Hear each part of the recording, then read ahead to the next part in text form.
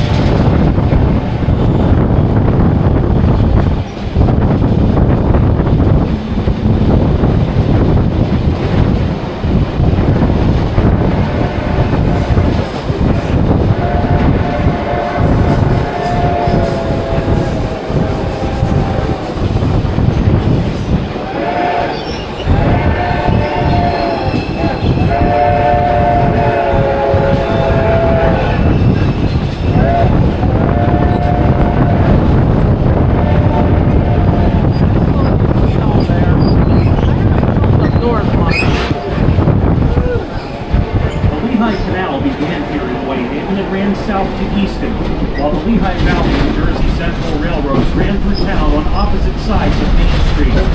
These factors made Whitehaven a key point in the anthracite coal shipping network, and the town prospered accordingly. A flood washed out the canal in 1862, leaving the railroad as the only means of transporting freight and passengers from north to south. Whitehaven also serves as the southernmost intermediate station stop on our weekend excursions between Pittston and Jim Ford.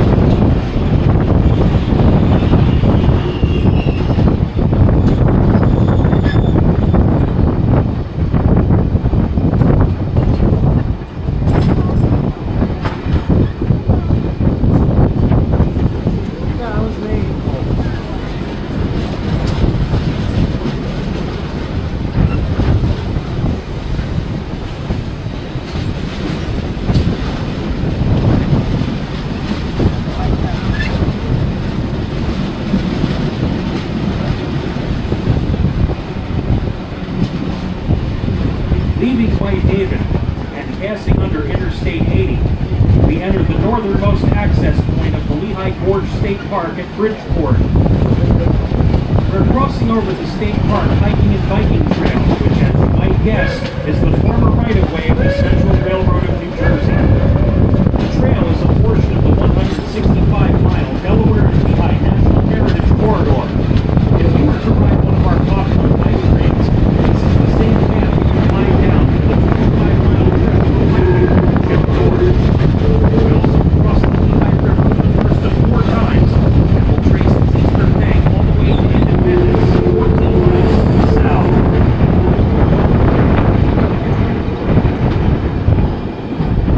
The Lehigh River is a popular adventure for thousands of visitors each year. The river flows 109 miles into the Delaware River and is known for its numerous Class 2 and Class 3 rapids. unusual to see dozens of rafters and kayakers enjoying trips down the Lehigh this time of year. The name Lehigh comes from a Lenape phrase meaning where there are falls. Besides rafting and kayaking, the river is also a popular fishing location.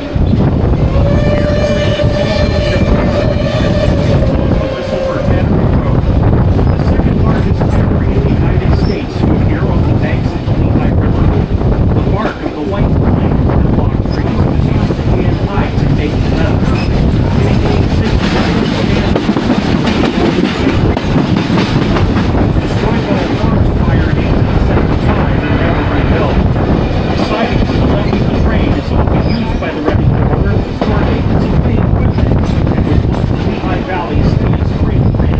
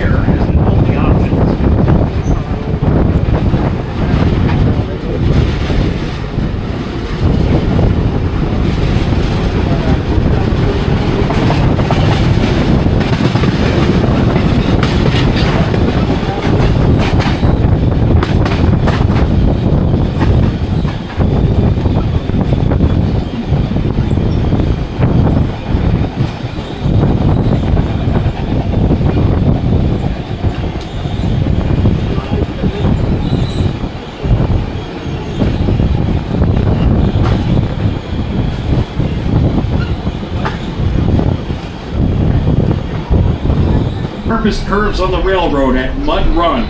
Look to your running right and you should be able to see the entire train negotiating the curve.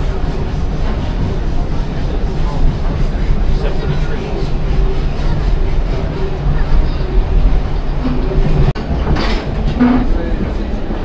We're now entering the Rockport Tunnel.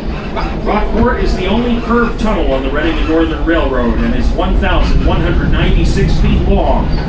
The Lehigh River curves around the mountain further to the west, where the Rockport access point of the Lehigh Gorge State Park is located. Of course, we will see the river again upon emerging from the tunnel.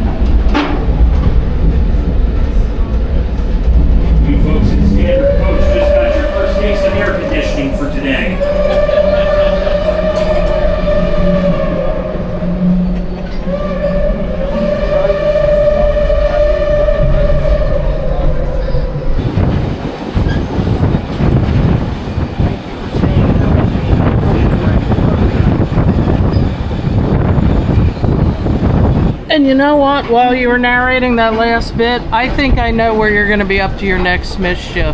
What? When? I'm not going to say. Okay. Well, all right, I'm going to say it because then if I'm correct, you won't be like, oh, you're just saying that. Yeah, Division marker. No. Okay, so now I just put a thought in your head that shouldn't be there. You did. See, guys, self-incriminating yet again. Yep. Hi, Mary. Hi. What's new? Hey, Mary. Well, what's new is the snack counter is going to be closing that's right. a half an hour before we stop. So we'd like you to make an announcement if you would. This is the last call.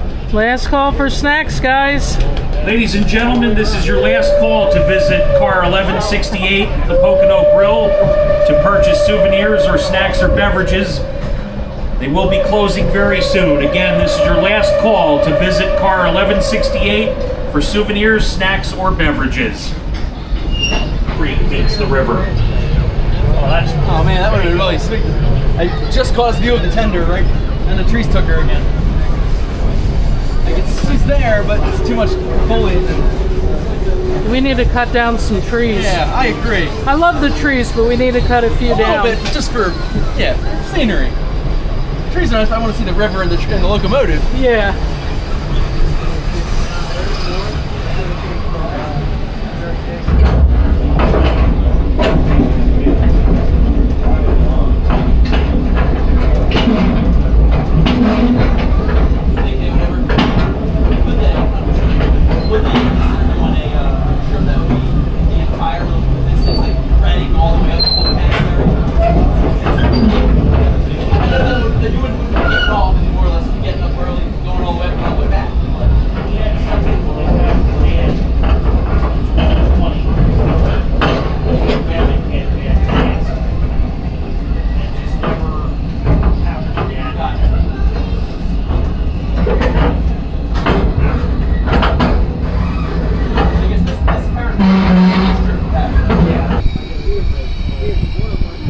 Got another temporary slowdown, just signal stuff ahead. We got to get permission to pass through Independence, and that should happen soon, and we'll resume normal speed. Folks, we're slowing down for our next location, which is Independence Junction. We are having a signal issue. We simply need the dispatcher to give us verbal permission to pass the stop signal, and then we will continue on our merry way.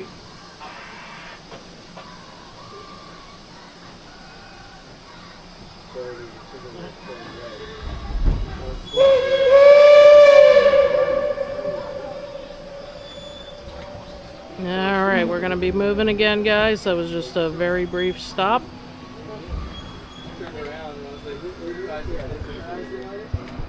So we've got some new rail getting ready to put in here.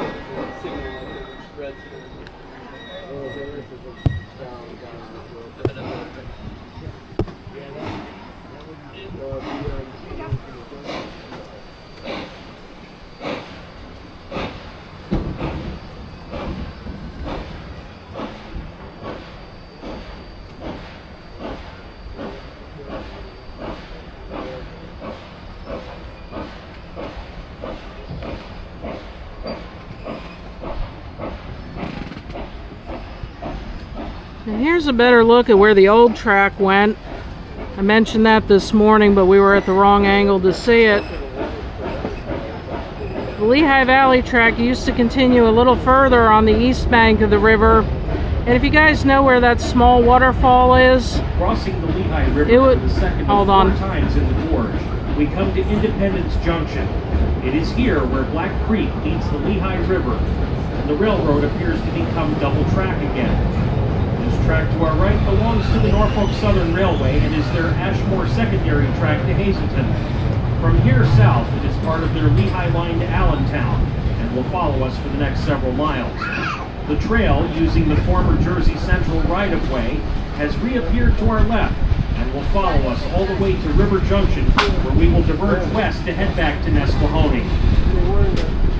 Alright, so I'll show you where the bridge used to cross. It's between where we do the runaround at Old Penhaven and the small waterfall. And here's the only place really up here where the D&L trail crosses the tracks. So if you're doing the bike train, you would cross the tracks here. This is Independence Junction. I know I mentioned it a lot, but if you want to know exactly where it is, that's the spot. Got some good signage out here. I'll talk to you guys about signs in another video. That's my new thing.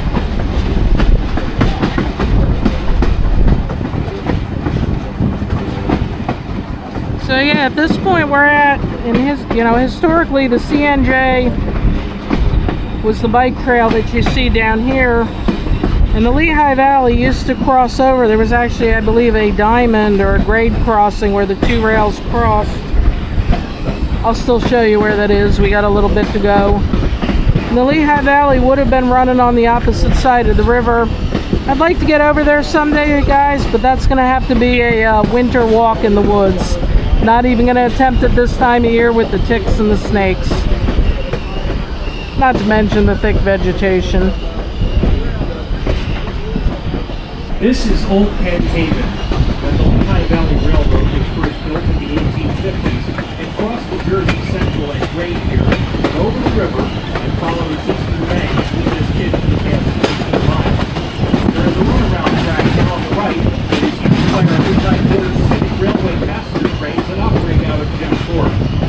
As we clear Old Penn Haven, watch to your right and you will see our own miniature version of Niagara Falls. The falls pass under our train, trail, and empty into the Lehigh River. Even on the hottest and driest summer days, this stream never runs dry.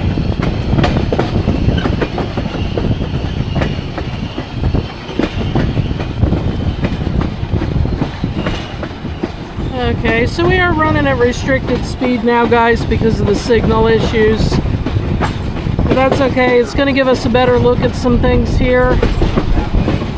This whole Penn Haven sign, I think I mentioned in another video maybe, that's a new sign, not one of mine. Now if you look across the river here, it was somewhere in the vicinity where you have this sort of rock island out in the river. This is where the old bridge would have been. Somewhere here. I do need to come out here on foot and try to find it a little more precisely for you guys. This is the other side of the small waterfall. This is where it passes under the track, under the bike trail, and dumps out into the Lehigh River. I never really filmed that side because I'm always talking about the waterfall. Little Niagara. So I'm usually filming that little waterfall, but you know what? The other side of it's still pretty good too.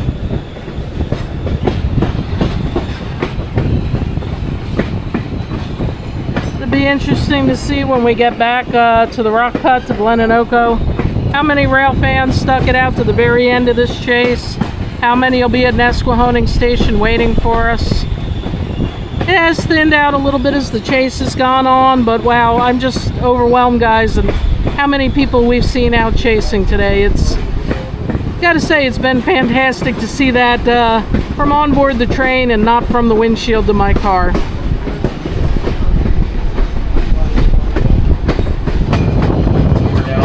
Yet another sharp curve on the main line, known as the Oxbow Curve. It was named by voters of the Lehigh Canal for its resemblance to a yoke that oxen used to pull wagons. The curve forms almost a half circle. About halfway around the curve, we pass underneath what appears to be a footbridge. Suspended above the tracks of the Lehigh River, it spans approximately 365 feet. This was the old Tidewater oil pipeline constructed in 1879. It was the first successful oil pipeline in the world, initially running 109 miles from Cornville to Williamsport, Pennsylvania, and later extended to Bayonne, New Jersey. Today, its twin pipes carry fiber optic cables. On the far side of the trail, the trees near the river, you may be able to see some of the buildings of the former canal lock. This portion of the Lehigh Canal was named the Upper Grand Section and totaled 20 dams and 29 locks. It was destroyed by a flood in the 1860s and replaced by railroads.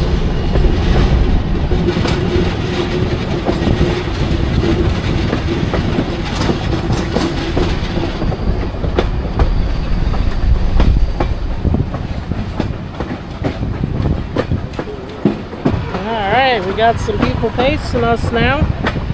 The guy actually looks like a fisherman, but how cool would it be, guys, if you're just biking along the trail, not knowing any better, suddenly a steam locomotive comes through with a huge train like this? How unbelievably cool would that be?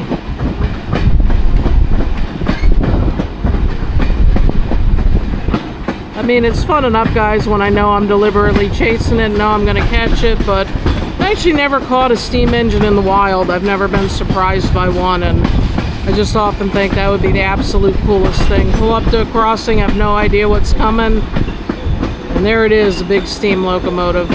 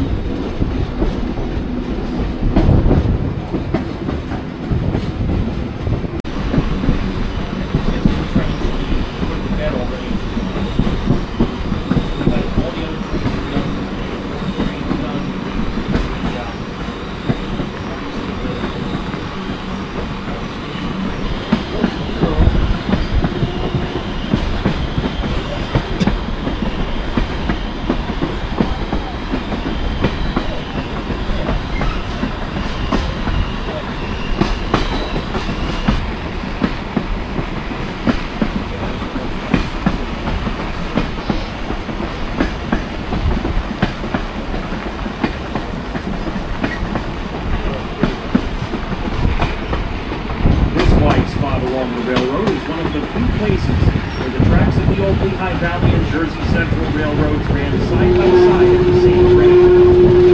This is along the Hetchel curve. The name Hetchel comes from Hetchel's Tooth, a rock outcropping on the mountain high above the train.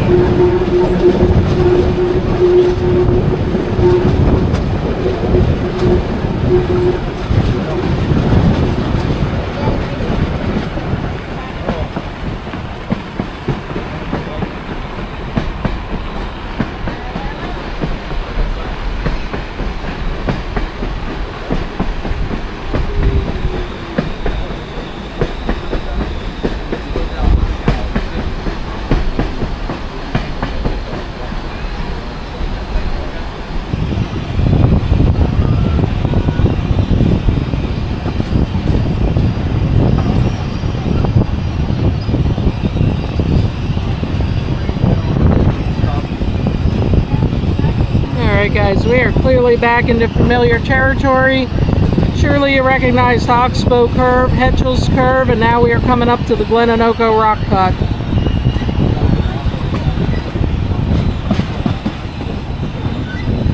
Now, in 1912, the Jersey Central was realigned around the mountain and followed the trail alongside our train.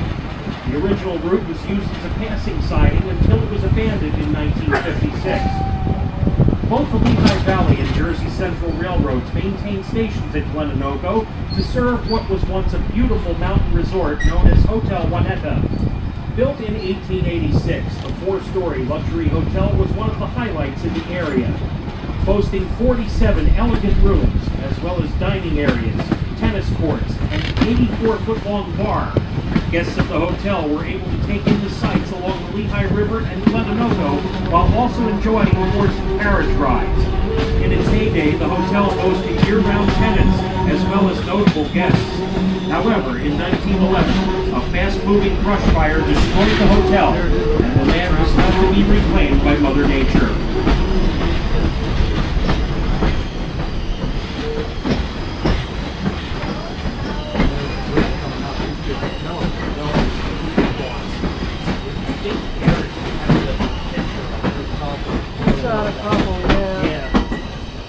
Building. I wish they had rebuilt it.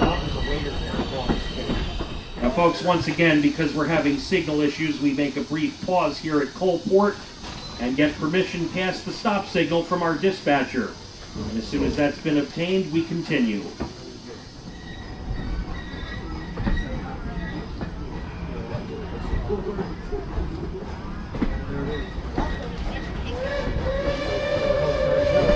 turn hall tunnel there, guys.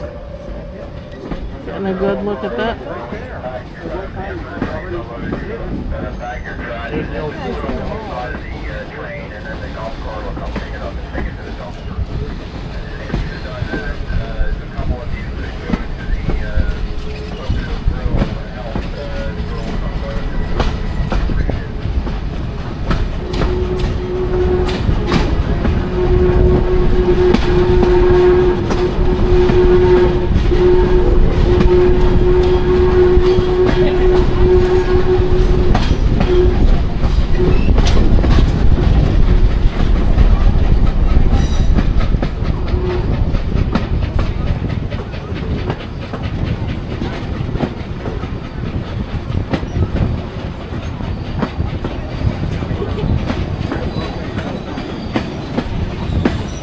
Hold forward.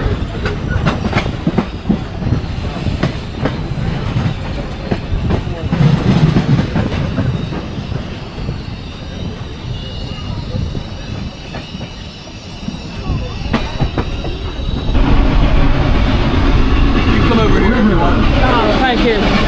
My friend's there with this kid.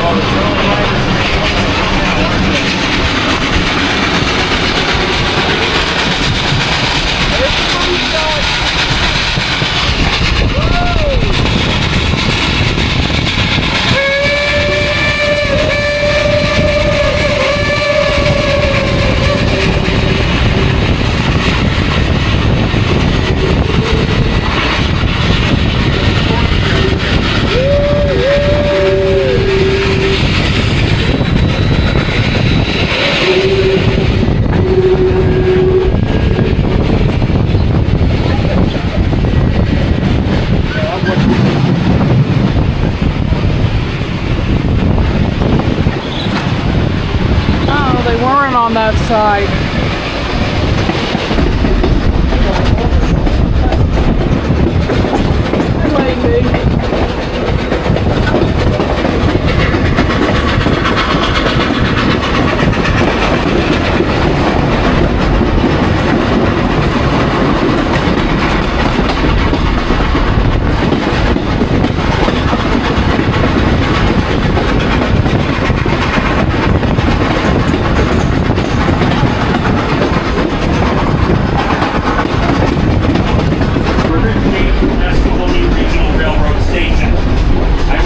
Like to thank Ed Nye, Todd Herman, Scott Ruth, Dave Schwartz, and Andrew Conyers, Donna, Paul, Kyle, and Clementine Myers, who came up from Florida to join us.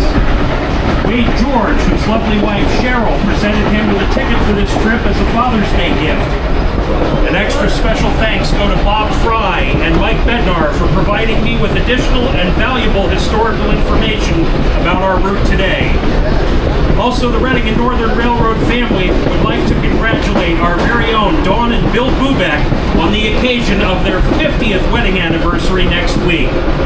Speaking of the Reading and Northern Railroad family, how about a big round of applause for our steam crew, Shane Fredrickson, Chuck Truesdell, Brian Gauscher, and our conductor Rich Bernhardt, getting us to and from Tunkhannock safely today.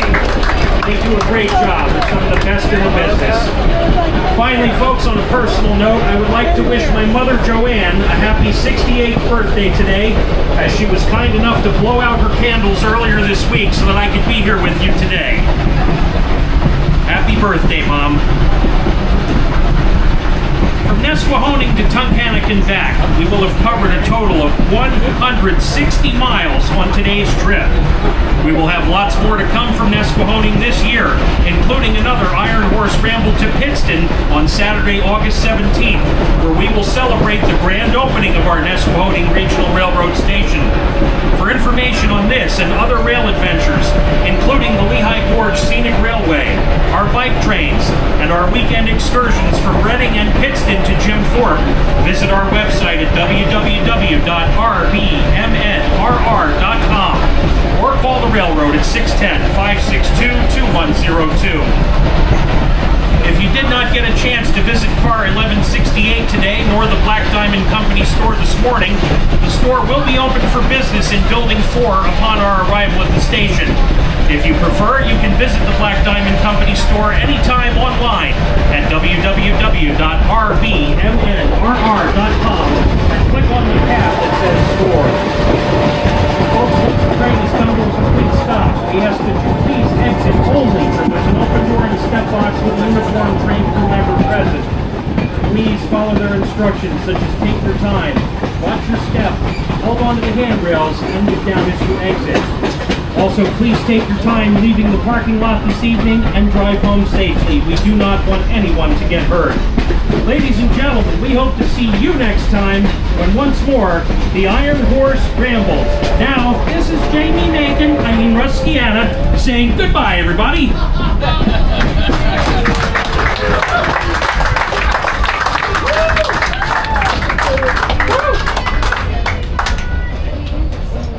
I love you, Jamie. I love you too, Russ. Bob, thanks a lot. Thanks, my friend. Appreciate it. You too. Okay, thank you for riding with us. Thank you. All right, Stan, what do you think? Left it in that direction. You guys are asked me for. Yeah, he'll go get it. Okay. Told you I was going to get her. What? Where's the F units? Still here. Boy, 2014. Oh, running too. What's the problem? They're running the episode by now.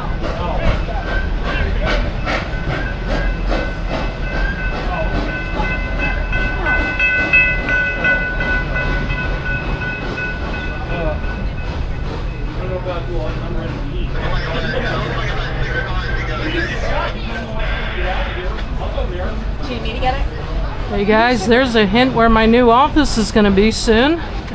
Again, we'll get to that in another video. But for now, we are returning to the station. There's the Black Diamond Company store that Russ was talking about.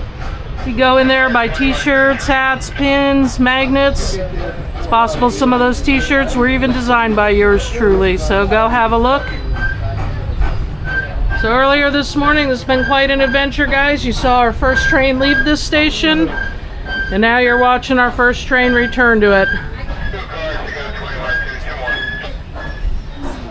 And I hope you enjoyed Russ's narration today. But if you'd rather listen to me, you can ride this train on July 27th.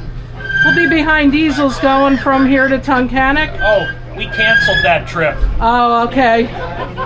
We told him we canceled it so he wouldn't want to narrate it. Oh, so I wouldn't sign up. So we'll just bring him along for the ride. What do you say, guys?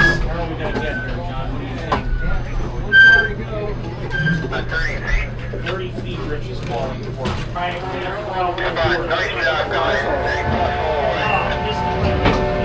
Alright, that's the final whistle, guys. Dr. Carhouse, train is properly spotted. Work safe to do so. Open up and decrease bus. Alright, and I am going to be busy helping the crew clean this train up and wrap up the evening.